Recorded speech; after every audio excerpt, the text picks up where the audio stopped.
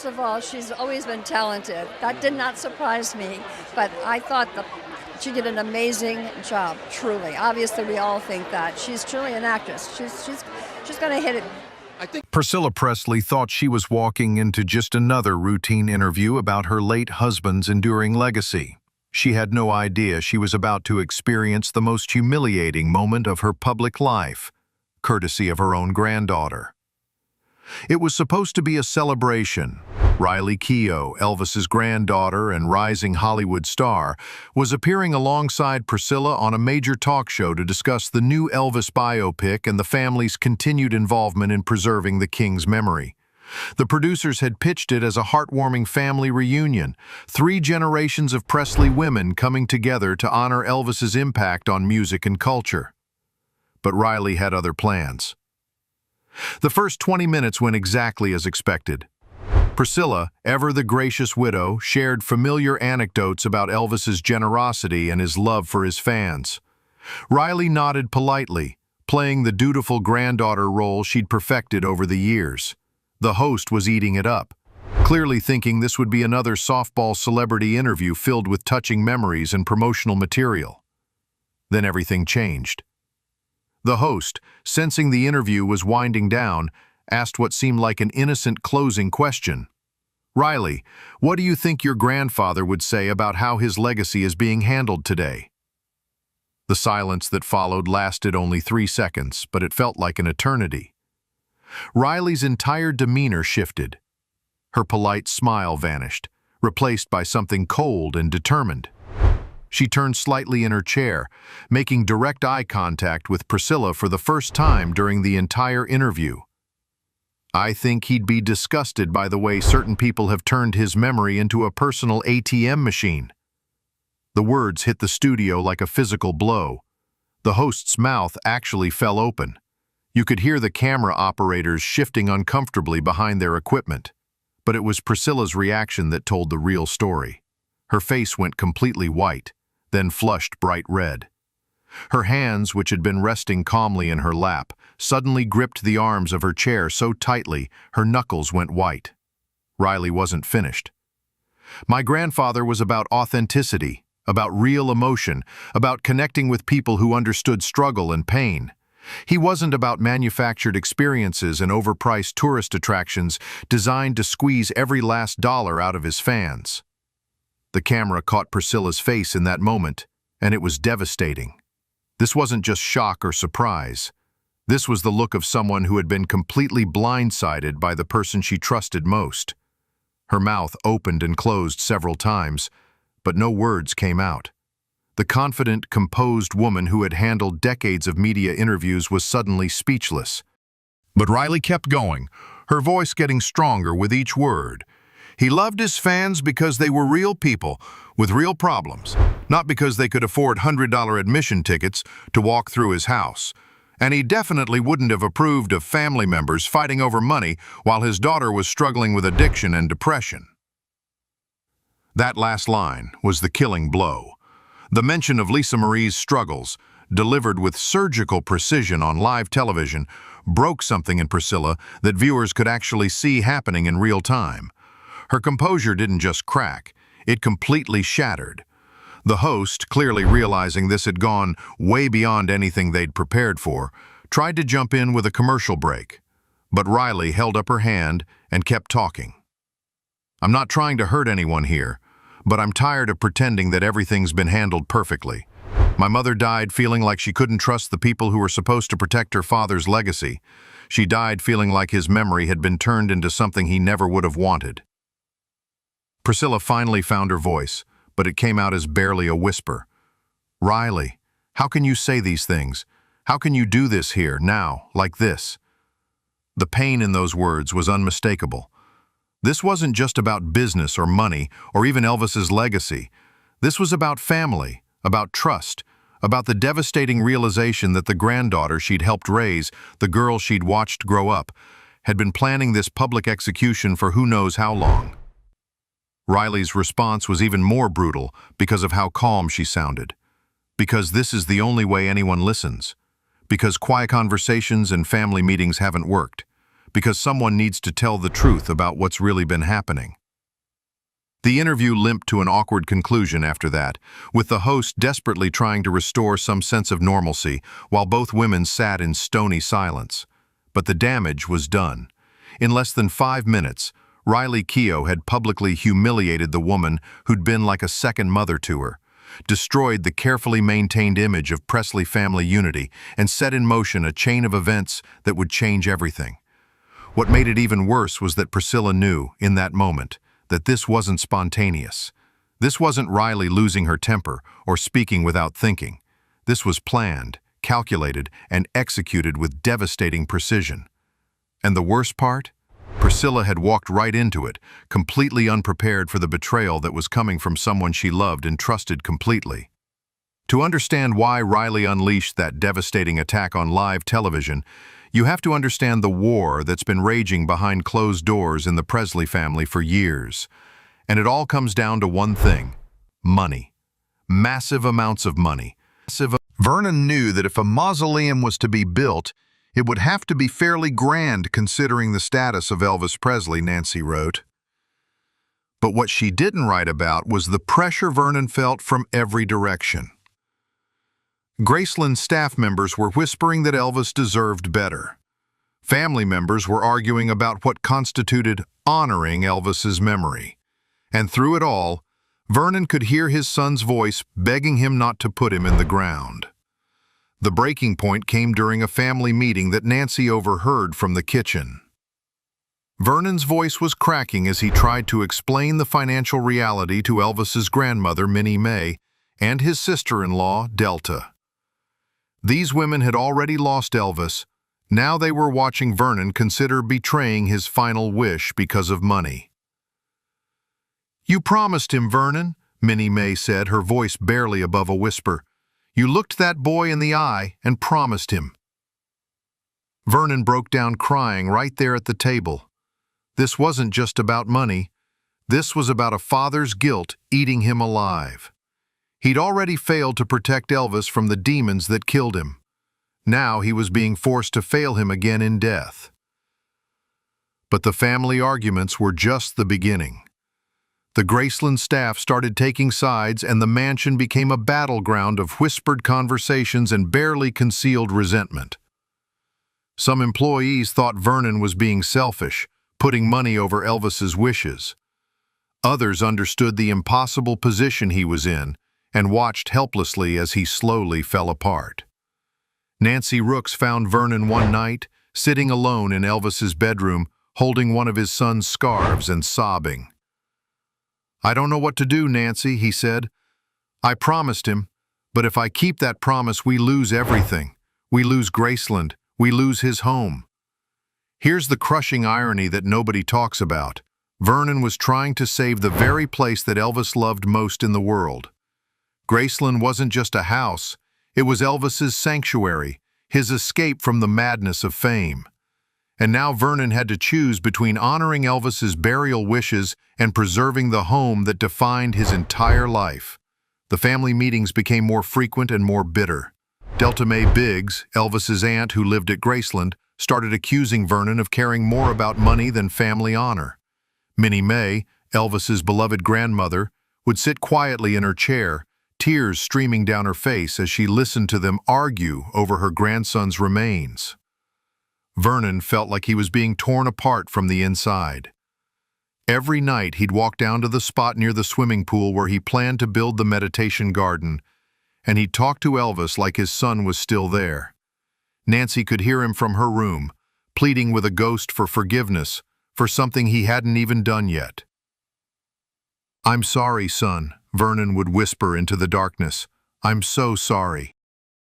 But the final straw came when Vernon realized something that nobody else had considered: security.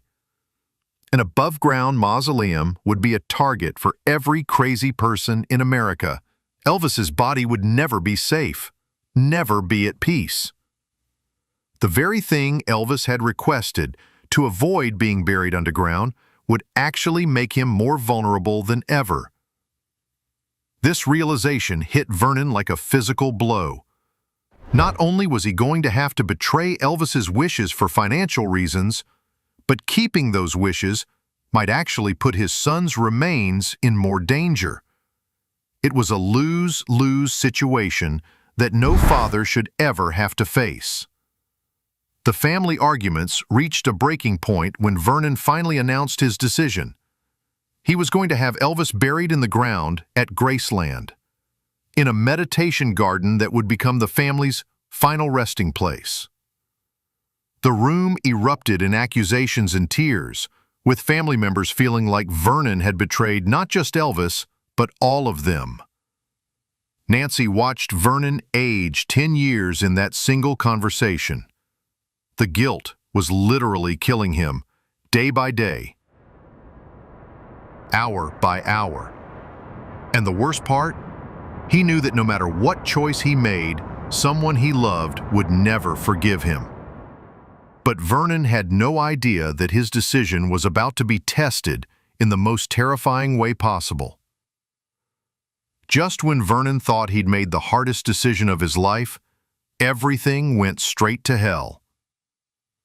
It was late August 1977, barely 2 weeks after Elvis had been laid to rest in the Forest Hill Mausoleum. Vernon was still wrestling with the guilt of his upcoming decision to move Elvis to Graceland when Memphis police knocked on his door with news that would change everything. There was a plot to steal Elvis's body and hold it for ransom. Think about that for a second. Vernon Presley, a man already consumed by guilt over betraying his son's burial wishes, now had to face the reality that grave robbers were planning to desecrate Elvis's remains for money. The very scenario he'd been trying to avoid by keeping Elvis above ground had become his worst nightmare. The police briefing was brief and terrifying. They had credible intelligence about a group planning to break into the Forest Hill Mausoleum, steal Elvis's body, and demand a ransom from the estate. Vernon sat in stunned silence as officers explained how vulnerable the current burial site was, how easy it would be for criminals to access Elvis's remains. Nancy Rooks was at Graceland when Vernon returned from that meeting, and she said she'd never seen a man look so defeated. "They want to take my boy," he told her, his voice barely audible. "Even in death, they won't leave him alone." But here's the part that will destroy you. This news actually gave Vernon a twisted sense of relief. For weeks, he'd been torturing himself.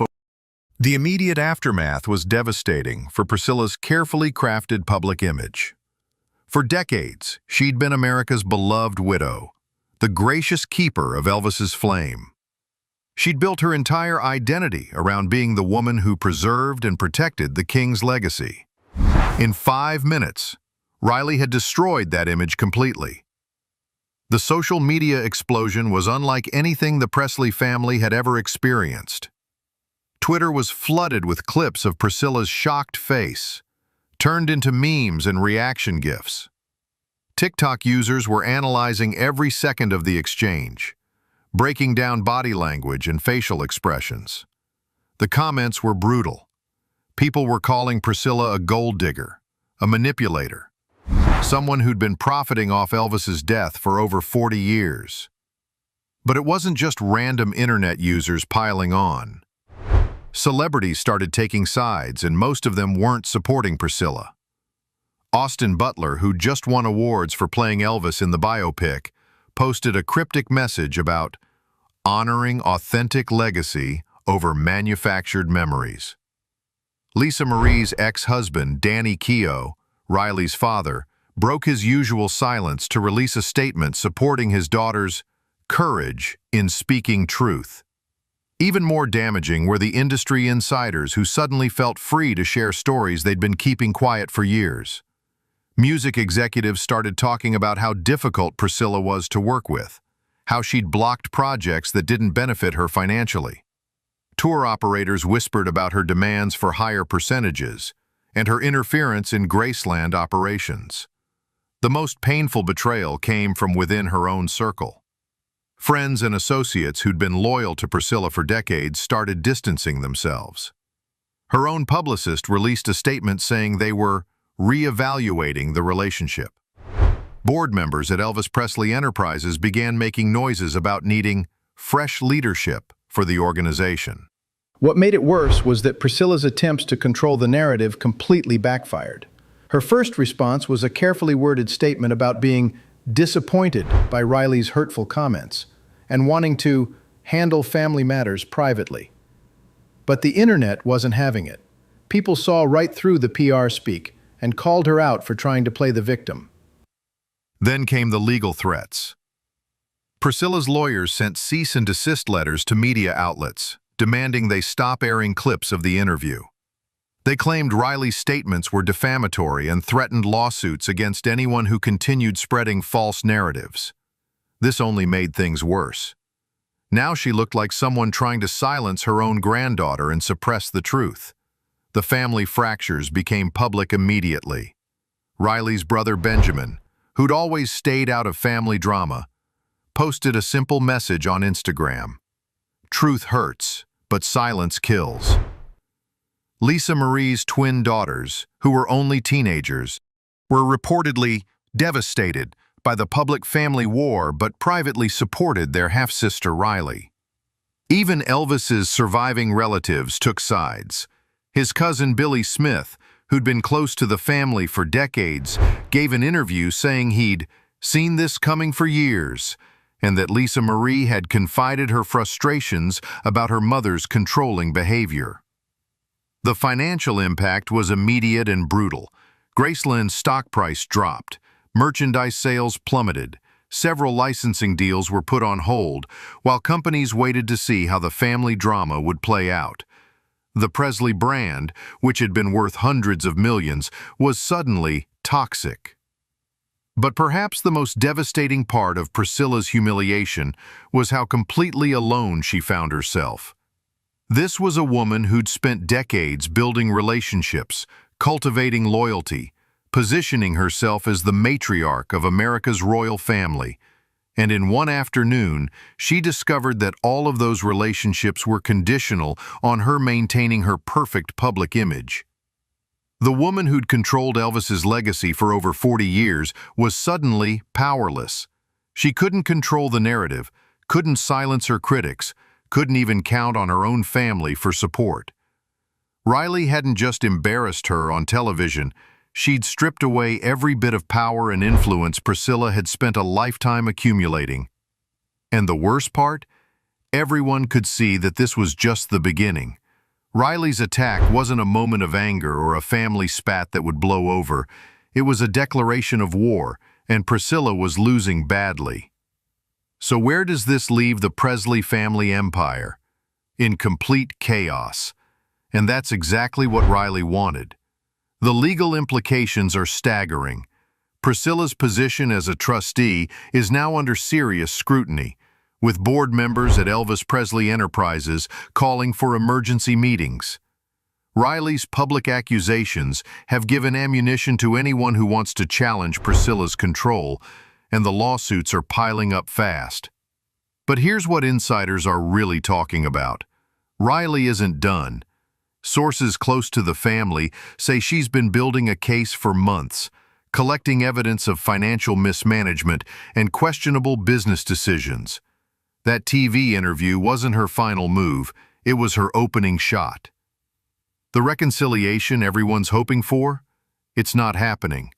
People close to both women say the relationship is beyond repair. Priscilla feels completely betrayed by someone she raised and loved like her own daughter. Riley feels like she finally exposed a fraud who'd been destroying her family for decades. There's no coming back from that level of mutual destruction. What's really at stake here is the future of Elvis's legacy itself. Riley's vision is completely different from Priscilla's. She wants to strip away the commercialized, sanitized version of Elvis that's been sold to tourists for 40 years. She wants to get back to the raw, authentic artist who connected with real people facing real struggles. That means major changes are coming to Graceland, to the merchandise, to the licensing deals, to everything. Riley's already in talks with music historians and documentary filmmakers about telling Elvis's real story, not the cleaned-up version that's been packaged for mass consumption. The shocking truth about what Riley really wants? Complete control.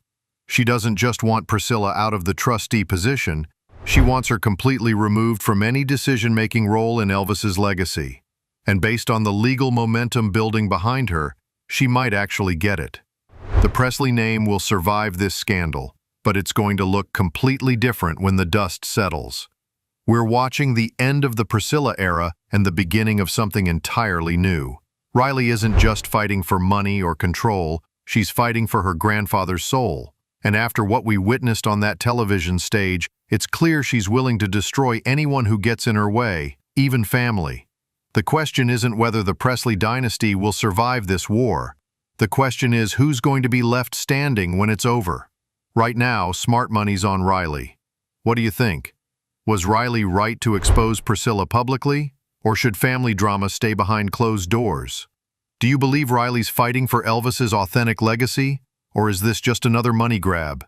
Drop your thoughts in the comments below, and if you want more shocking celebrity family secrets and behind-the-scenes drama, hit that subscribe button and ring the notification bell. It was incredibly emotional. You know, I think when your loved ones pass away, typically there's, you have some videos or maybe voicemail. Riley Keough just pulled off the most ruthless family takeover in Hollywood history, and her own grandmother never saw it coming.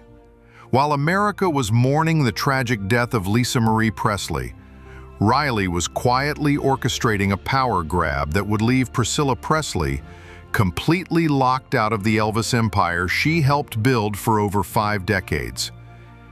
Here's what really happened behind those closed doors at Graceland. And trust me, it's way more calculated than anyone wants to admit. January 2023. Lisa Marie Presley dies suddenly at just 54 years old.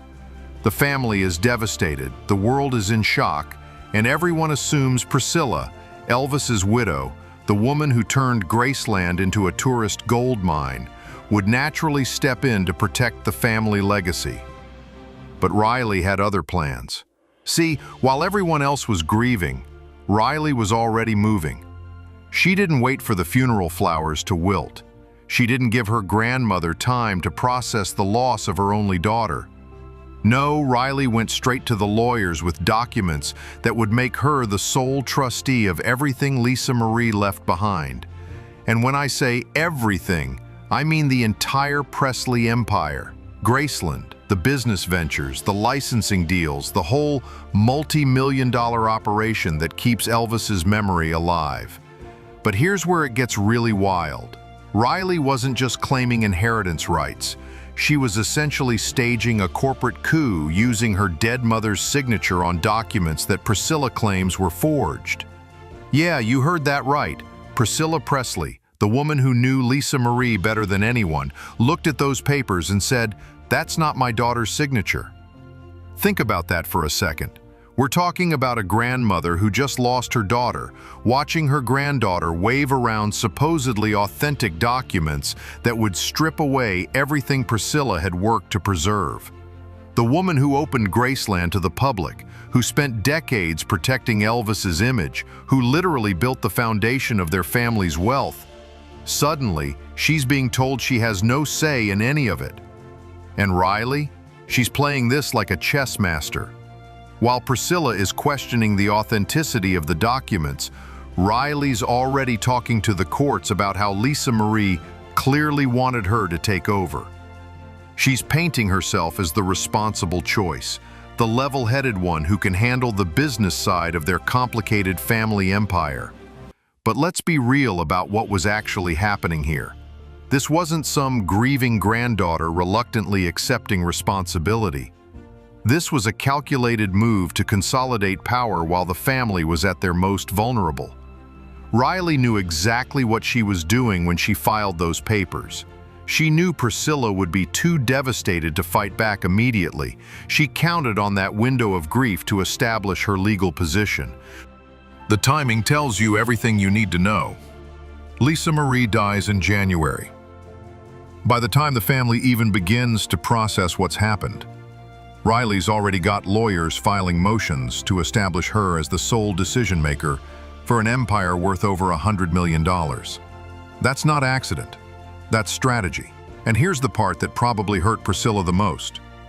Riley did all of this while publicly maintaining that everything was fine between them. She's giving interviews talking about how much she loves her grandmother, how level-headed she is, how they've never not been happy. Meanwhile, she's literally fighting her in court over documents that could be fake. You want to know what real power looks like? It's a 33-year-old actress going toe-to-toe with a 78-year-old woman who helped create the Elvis brand and winning. Because that's exactly what happened.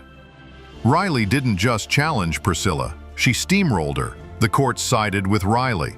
All of Priscilla's questions about those signatures, all of her concerns about the validity of the documents, all of her decades of experience managing the Presley legacy, none of it mattered. Riley walked away with complete control of everything, including the power to make decisions about Graceland's future without consulting anyone. But here's what makes this whole situation even more twisted. Riley's not just controlling the business now, she's controlling the narrative. She's the one telling reporters that the family is stronger than ever, that there's no rift, that anyone suggesting otherwise makes her sad. She's literally rewriting the story of what happened while she's still holding the smoking gun. And Priscilla? She's forced to play along. What choice does she have? Challenge her granddaughter publicly and risk looking like a bitter old woman fighting over money? Or smile for the cameras, while watching everything she helped build get handed over to someone who outmaneuvered her when she was at her lowest point? The most shocking part isn't that Riley won, it's how completely she won. She didn't just get control of Lisa Marie's estate, she got control of the entire family legacy, and she did it so smoothly that half the world thinks this was all Lisa Marie's idea. But was it really? Or did Riley just execute the perfect family coup while everyone was too heartbroken to see it coming? What the public doesn't understand is that this wasn't just some family squabble over paperwork. When Riley seized control of the Presley empire, she didn't just take money, she took something far more valuable and irreplaceable. She took the power to decide how Elvis Presley is remembered forever. Let me break down what Priscilla actually lost in this legal battle, because it's way bigger than anyone realizes. First, there's Graceland itself. We're not talking about some family home with sentimental value. Graceland generates millions of dollars every single year from tourists who come to pay the tourist their respects to the king of rock and roll. But more than that, whoever controls Graceland controls how Elvis's story gets told to the world. They decide what gets preserved, what gets changed, what gets commercialized, and what stays sacred. Priscilla spent over 40 years making those decisions. She's the one who turned Elvis's private home into a pilgrimage site while somehow keeping it respectful. She balanced the business side with the personal side, making sure that tourists could experience Elvis's world without turning it into some tacky theme park. That takes incredible judgment and deep understanding of both Elvis's legacy and what the fans want. Now, all of that decision-making power belongs to Riley, a woman who didn't even grow up in that world, who wasn't there during Elvis's peak years, who doesn't have the same emotional connection to preserving his authentic memory. She's an actress from Hollywood, not someone who lived and breathed the Elvis phenomenon for decades.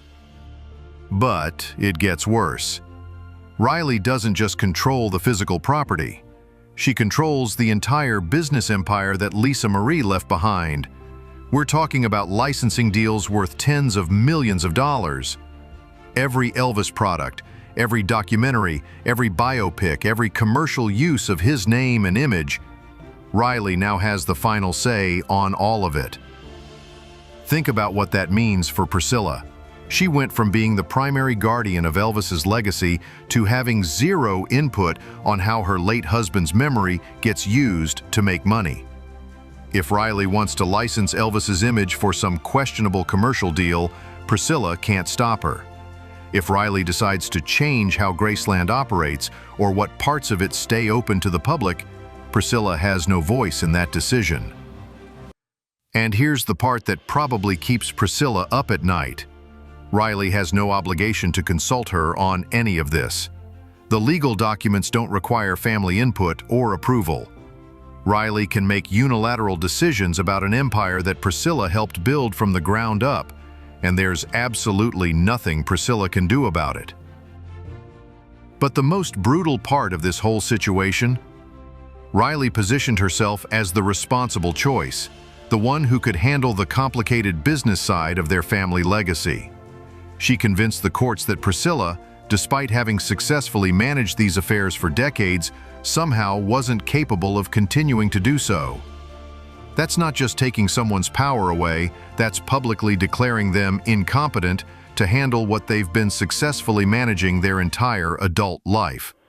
Imagine being 78 years old and having your own granddaughter essentially argue in court that you're too old or too out of touch to protect the legacy you've been safeguarding since before she was even born. The financial stakes here are absolutely staggering. The Elvis estate was valued at over $100 million when Lisa Marie inherited it, and that was before all the recent renewed interest in Elvis from movies and documentaries.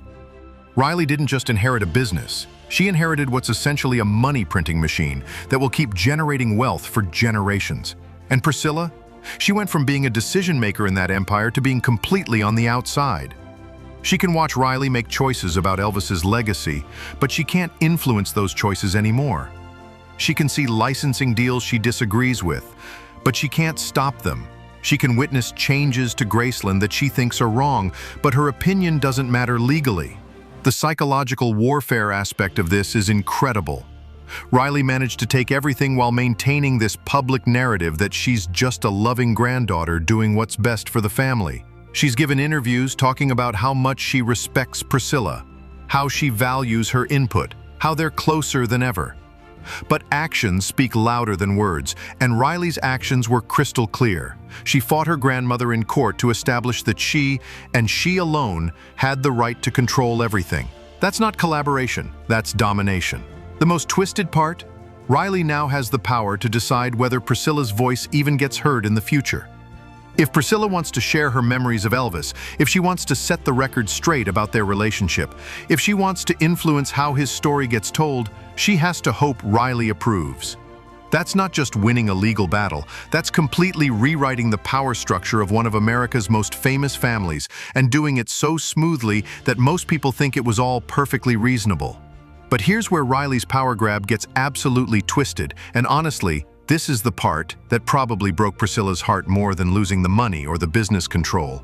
Riley now has the power to decide where her own grandmother will be buried when she dies. Let that sink in for a moment. We're talking about Graceland's meditation garden, where Elvis himself is buried alongside his parents and Lisa Marie. This isn't just some family cemetery, this is literally the most sacred ground in rock and roll history. Millions of fans make pilgrimages to this exact spot to pay their respects to the king. And now Riley gets to decide whether Priscilla earns a spot there. The legal documents spell it out in black and white. Riley will, quote, "to the extent of her authority, allow Priscilla to be buried in the garden." Did you catch that phrase? To the extent of her authority. That means Riley has discretion here. She's not required to let Priscilla be buried next to Elvis. She's just allowed to if she feels like it. Think about how absolutely devastating that must be for Priscilla. She was married to Elvis. She lived with him at Graceland. She's the one who made the decision to open the house to the public so fans could connect with his memory. She spent over 4 decades as the primary caretaker of his legacy. And now, her own granddaughter gets to decide whether she's worthy of resting beside him for eternity. But it gets even more twisted. The documents specify that if Priscilla does get buried there, it will be at the location closest to Elvis Presley, without moving any existing gravesite. Translation: Riley controls the real estate, even in death. She gets to decide exactly where Priscilla goes, how close she gets to Elvis, and whether that location is respectful or just an afterthought? This is power on a level that's almost impossible to comprehend.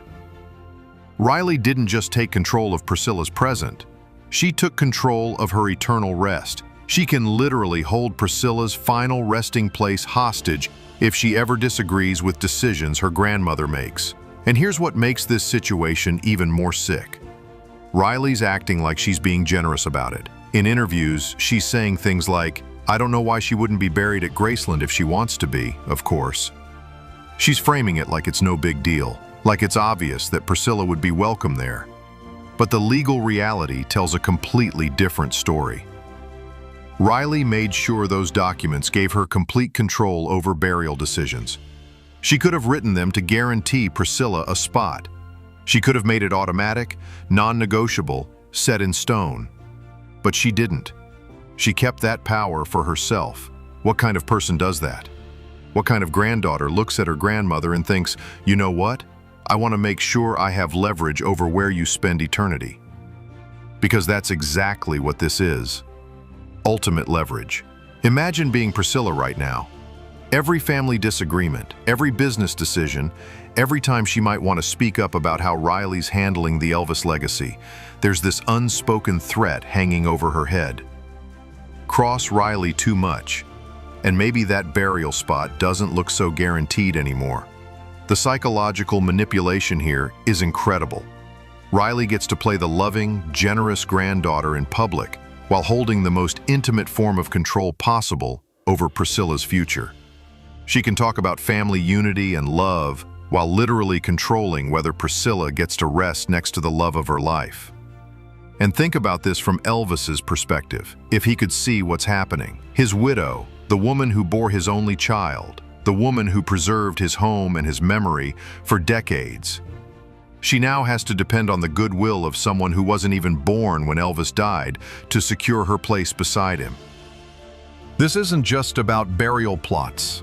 This is about the ultimate power trip. Riley has positioned herself as the gatekeeper of Presley family eternity.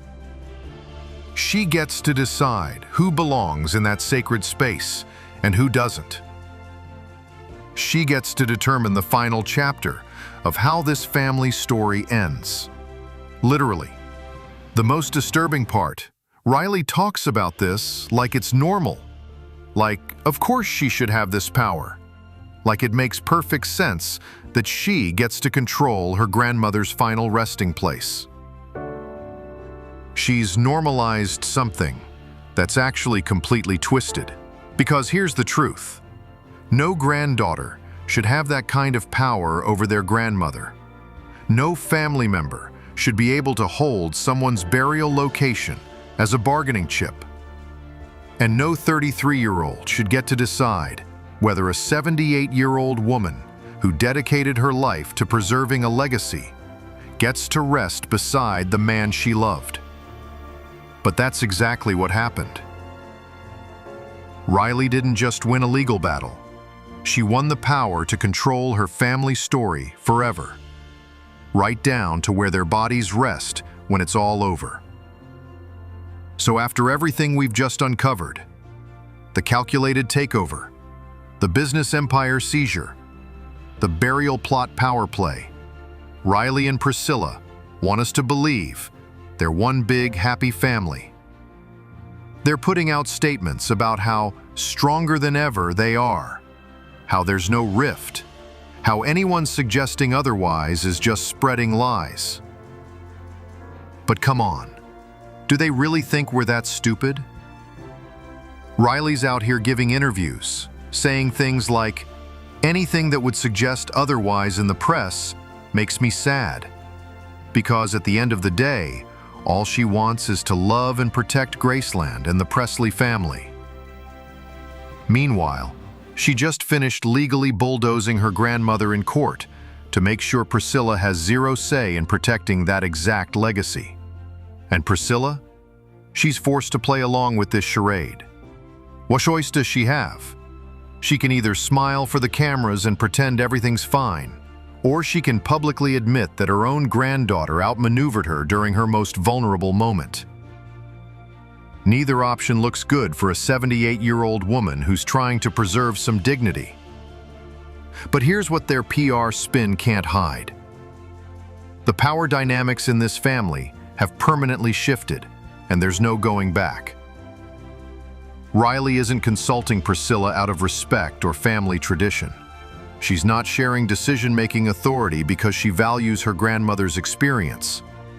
She controls everything now, and she gets to decide how much input Priscilla has, if any.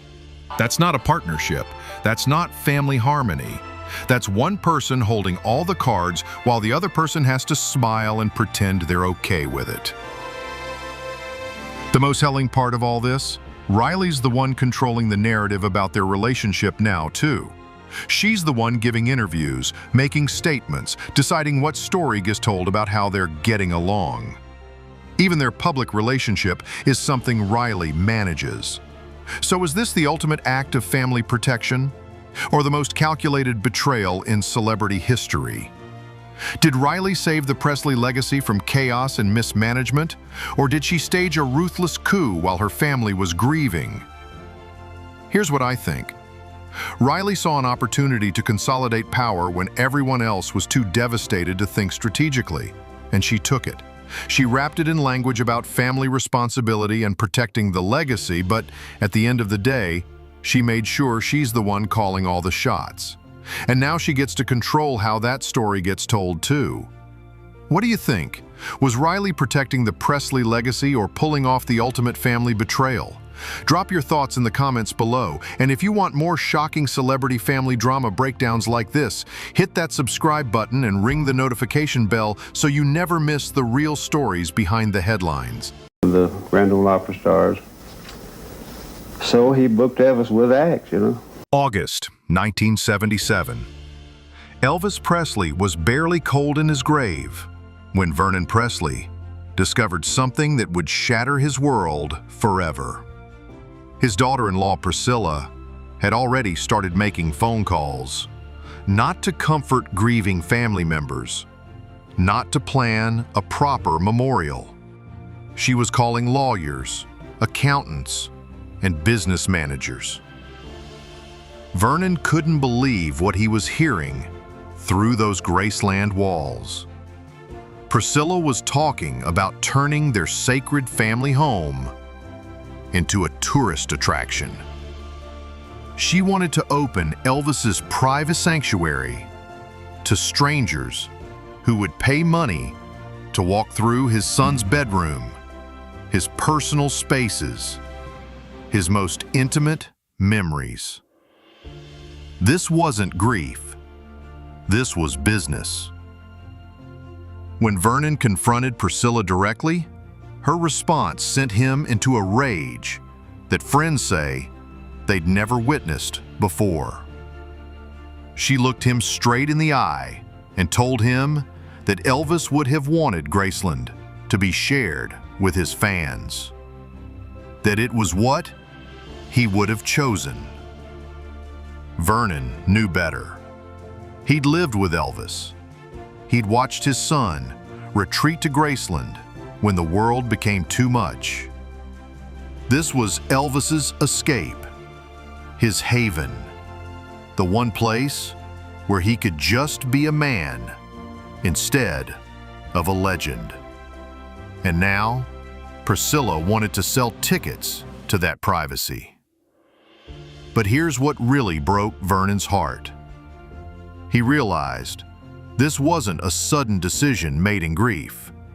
Priscilla had been planning this. She'd been studying the estate, learning about the finances, positioning herself for this moment. While Elvis was struggling with his demons, fighting his addictions, pouring his soul out on stage night after night, his own wife was calculating how to profit from his legacy. Vernon saw through her tears, through her public mourning, through her carefully crafted image as the devoted widow. What he discovered was a woman who had turned his son's death into her greatest business opportunity. The man who had protected Elvis his entire life suddenly realized he'd failed at the most crucial moment. He'd let a wolf into their family, and now that wolf was devouring everything Elvis had built. Vernon Presley was about to declare war on the woman he'd once welcomed as a daughter. What the public never knew was that Vernon Presley and Priscilla were locked in a brutal, behind-the-scenes battle from the moment Elvis died. While fans around the world mourned their king, a vicious family war was tearing apart everything. This woman who had divorced Elvis just 4 years earlier was now swooping in like a vulture to claim pieces of his empire. And Vernon was horrified to realize that legally she had every right to do it. The first major battle erupted over Elvis's music catalog. Priscilla wanted to sell licensing deals to companies that Vernon felt would cheapen Elvis's artistic legacy. She was talking about Elvis-themed restaurants, Elvis slot machines, Elvis everything.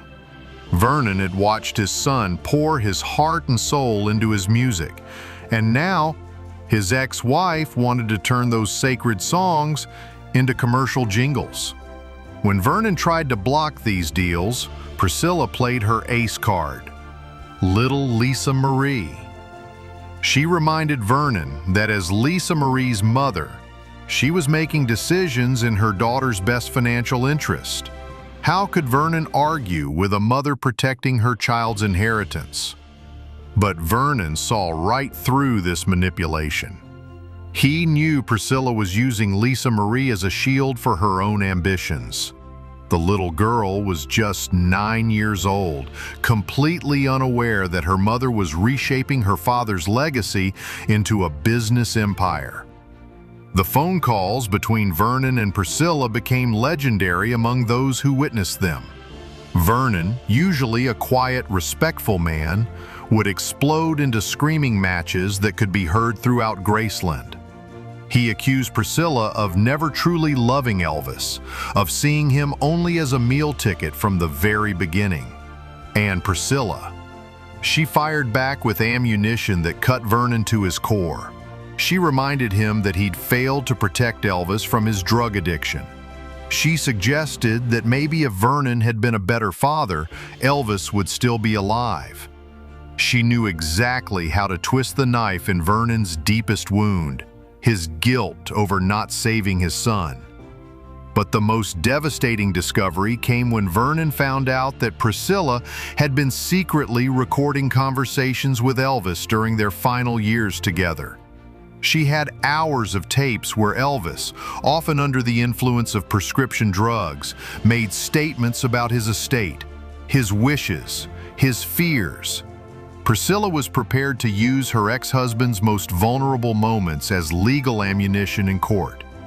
Vernon realized he wasn't just fighting for Elvis's legacy. He was fighting against a woman who had been building a case against his family for years.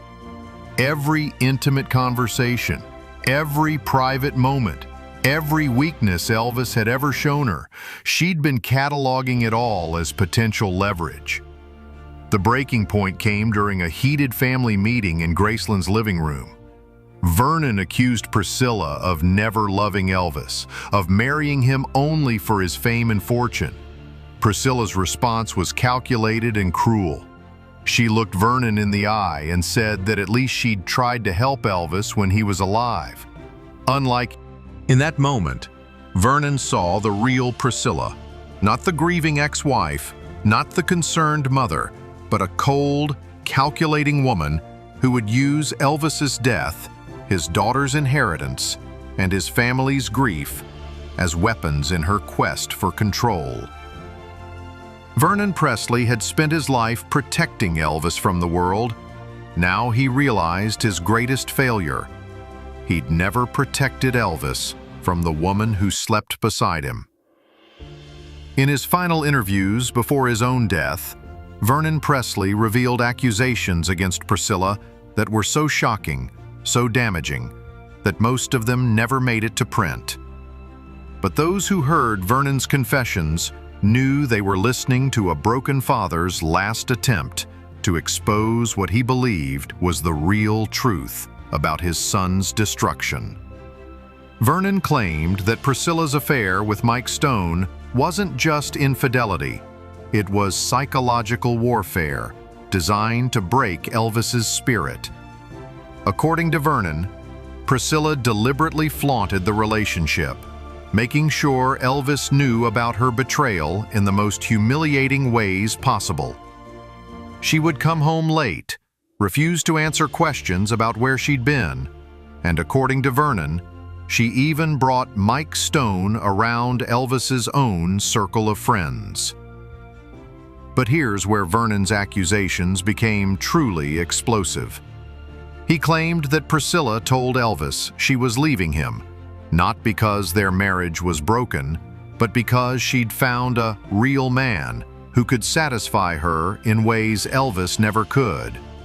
Vernon said his son came to him in tears after that conversation, completely shattered by the deliberate cruelty of her words. Vernon believed this wasn't just an affair. It was Priscilla's calculated method of destroying Elvis's confidence, his masculinity, his sense of self-worth. She knew exactly what would hurt him most, and she weaponized it. The divorce proceedings, according to Vernon, were where Priscilla revealed her true nature. She demanded massive financial settlements, but more than that, she threatened to go public with Elvis's most private struggles. Vernon claimed she had detailed knowledge of Elvis's prescription drug use, his health problems, his most vulnerable moments, and she was prepared to expose all of it in court if he didn't meet her demands. Vernon said Elvis was terrified of public humiliation. The thought of his fans learning about his weaknesses, his dependencies, his personal failures, it was worse than death to him. So he gave Priscilla everything she wanted just to keep his secret safe. But Vernon's most damning accusation was that Priscilla continued this psychological manipulation even after their divorce. She would call Elvis late at night, sometimes pretending she wanted to reconcile, other times just to remind him of what he'd lost. Vernon claimed she would tell Elvis how much. These calls, according to Vernon, would send Elvis into devastating emotional spirals. He would binge on prescription drugs for days afterward, unable to cope with the emotional torture his ex-wife was inflicting. Vernon watched his son deteriorate after each of these conversations, and he begged Elvis to cut off all contact with Priscilla, except for matters involving Lisa Marie. But Elvis couldn't do it. Vernon believed that Priscilla had such psychological control over his son that Elvis was addicted to her cruelty. Even when she was destroying him, he kept going back for more punishment. Vernon's most heartbreaking revelation was about Elvis's final years. He claimed that Elvis's drug use escalated dramatically after each of Priscilla's psychological attacks. When she filed for divorce, Elvis's prescription drug consumption doubled. When she moved in with Mike Stone, it doubled again. When she started making public appearances with her new lover, Elvis began mixing different medications in dangerous combinations. According to Vernon, Priscilla knew exactly what she was doing to Elvis's mental state. She understood that her emotional manipulations were driving him deeper into addiction, and she used that knowledge as a weapon. When Elvis would threaten to reduce her financial support or limit her access to Lisa Marie, she would launch another psychological assault that would send him spiraling. Vernon claimed that in Elvis's final months, Priscilla ramped up these attacks because she knew Elvis was talking to lawyers about changing his will. She was terrified that he might cut her out of his estate entirely, so she increased the frequency and intensity of her emotional manipulations to keep him too unstable to make rational, legal decisions. The most chilling accusation Vernon made was that Priscilla called Elvis just 3 days before his death. According to Vernon, Elvis was doing better, had been clean for several days, was talking about getting his life back together. Then Priscilla called, and whatever she said to him during that conversation sent Elvis into the final binge that killed him.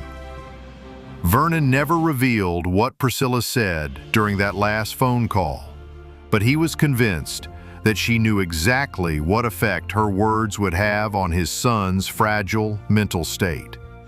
In Vernon's mind, Priscilla didn't just abandon Elvis, she systematically destroyed him, piece by piece, until there was nothing left but a broken man who died alone in his bathroom.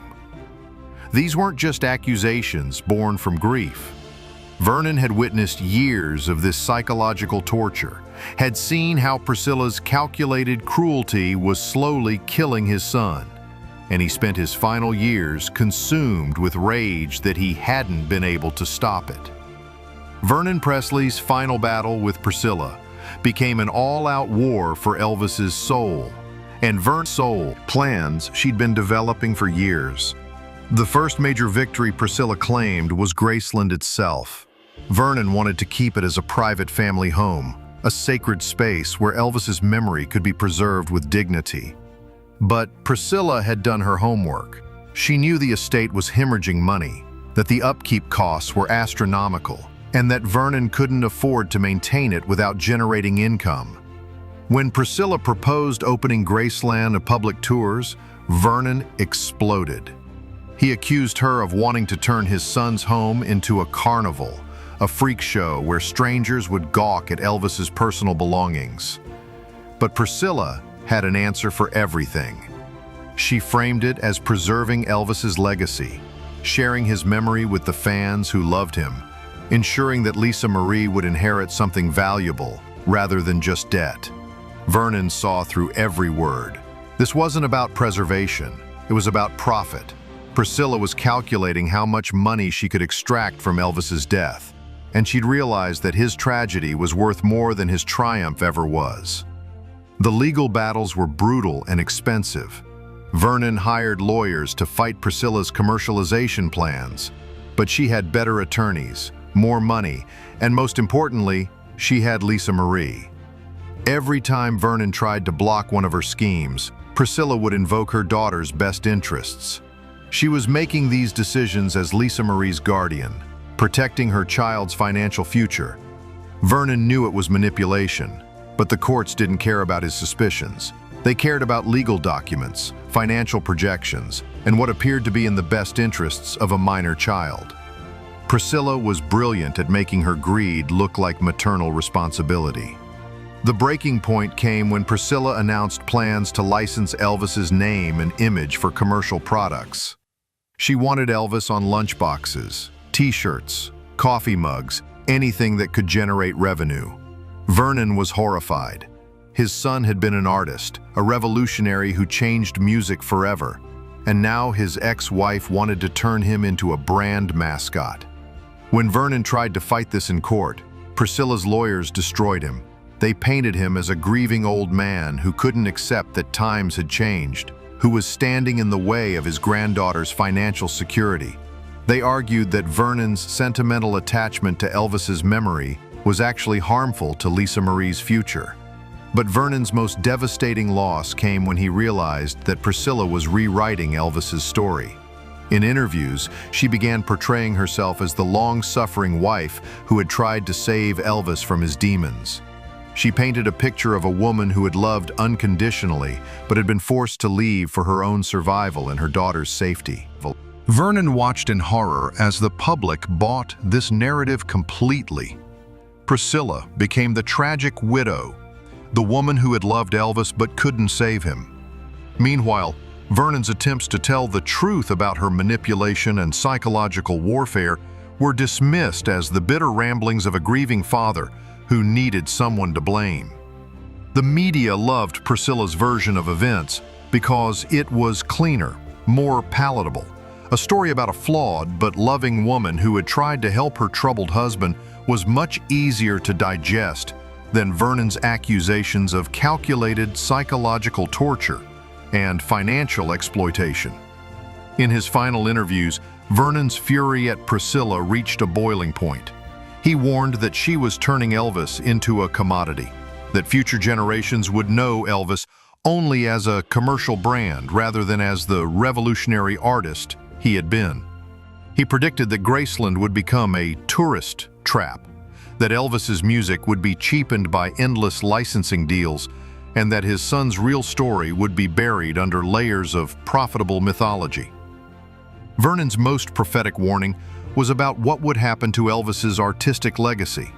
He feared that Priscilla's commercialization would reduce Elvis to a caricature, the jumpsuit-wearing, drug-addled performer of his final years, rather than the young revolutionary who had changed music forever. Vernon saw that Priscilla was more interested in selling the tragedy than preserving the triumph. But perhaps Vernon's greatest heartbreak was realizing that he would die knowing that Priscilla had won. She had outmaneuvered him legally, financially, and in the court of public opinion. The woman he believed had systematically destroyed his son was now controlling his son's legacy, and there was nothing Vernon could do to stop her. In his final recorded interview, just months before his own death, Vernon's voice shook with rage and despair as he delivered his last warning about Priscilla. He said that future generations would discover the truth about what she had done to Elvis, but by then, it would be too late. The damage would be permanent, and Elvis's real story would be lost forever under the weight of her profitable lies. Vernon Presley died in 1979, just 2 years after Elvis, taking his secrets and his fury to the grave. But his warnings about Priscilla's transformation of Elvis into a commercial empire proved to be tragically accurate. Vernon Presley's fury at Priscilla wasn't just the grief of a heartbroken father. It was the desperate rage of a man who had watched his son be systematically destroyed by the woman who claimed to love him. From the moment Elvis died, Vernon saw Priscilla for what he believed she truly was, a calculating manipulator who had spent years positioning herself to profit from tragedy. Every accusation Vernon made, every warning he issued, every prediction about what Priscilla would do to Elvis's legacy has come to pass. Graceland became a tourist attraction. Elvis's image was licensed for countless commercial products. His story was rewritten to make Priscilla the sympathetic figure, while the real truth about their relationship was buried under layers of profitable mythology. But Vernon's most chilling revelation was that final phone call. The conversation between Priscilla and Elvis, just 3 days before his death, that sent him into the fatal spiral that killed him. What did she say to him during those final moments? What psychological weapon did she deploy that proved to be the killing blow? Vernon took that secret to his grave, but he left behind enough clues for those willing to look deeper. The pattern of psychological manipulation, the calculated timing of her attacks, the way she used Elvis's vulnerabilities against him. It all points to a woman who understood exactly how to destroy the man she once claimed to love. The truth about Elvis and Priscilla's relationship isn't the fairy tale romance the world wants to believe. It's a story of psychological warfare, financial exploitation, and a father's desperate attempt to protect his son's memory from the woman who had already taken everything else. Vernon Presley died knowing that he had failed in his most important mission, protecting Elvis from the greatest threat he ever faced. But his warnings echo through the decades, challenging us to look beyond the carefully crafted narrative and discover what really happened behind the gates of Graceland. What other secrets did Vernon reveal about Priscilla's true nature? What evidence did he leave behind about those final devastating conversations? The king's real story is darker, more complex, and more tragic than anyone ever imagined. Subscribe now to uncover the hidden truths that the Presley family never wanted you to know. Because the deeper you dig into Elvis's story, the more you realize that Vernon Presley's fury at Priscilla was completely justified. The woman who claimed to love Elvis may have been the very person who destroyed him.